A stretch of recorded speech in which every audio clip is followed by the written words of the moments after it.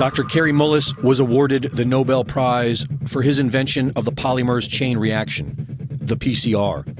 The PCR is a method of analysis and wasn't designed to test for a virus. Mullis explains why. And with PCR, if you do it well, you can find almost anything in anybody. It starts making you believe in the sort of Buddhist notion that everything is contained in everything else, right? I mean, because if you can amplify one single molecule up to something that you can really measure, which PCR can do, then there's just very few molecules that you don't have at least one single one of them in your body, okay? So that could be thought of as a misuse of it, just to claim that it's meaningful. The PCR test can potentially find anything you are looking for, depending on how high you turn it up.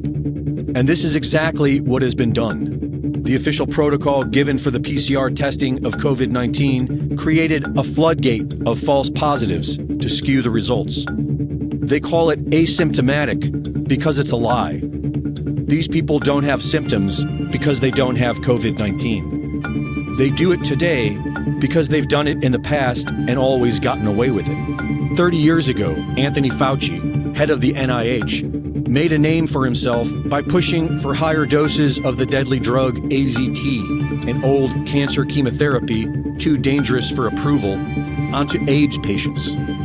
Kary Mullis was hired to measure HIV in people's blood samples with his PCR. He was working under the premise that HIV was the probable cause of AIDS. But when he went looking for the proof, he found there was none. They just made it up. What is that paper? Who do I go to for that? And I looked around, I asked a couple of virologists at that company, and they said, no, you don't have to reference. I said, I have to reference that because I don't know where that came from. How do I know that? And it turned out that nobody knew it. And I was getting really freaked about that. That's when I first started saying, they don't know. Nobody really knows. This whole thing is a big sham. Mullis pointed out how the CDC was losing money and how the HIV-AIDS connection brought their profits back in the black, and how the men at the highest levels were all in on it. Kary Mullis knew these men were dangerous. They don't want people like me walking up and asking them those kind of questions, and they're willing to go to great lengths to prevent that. They're out on a limb. I wouldn't want to be there with them. But he was still outspoken. When ABC's Nightline approached him about doing a documentary on his work, Mullis convinced them to cover the HIV debate after nearly a decade of ignoring it. In a 1994 interview with Celia Farber for Spin magazine, Kary Mullis expressed how he really wanted to expose Anthony Fauci and Robert Gallo.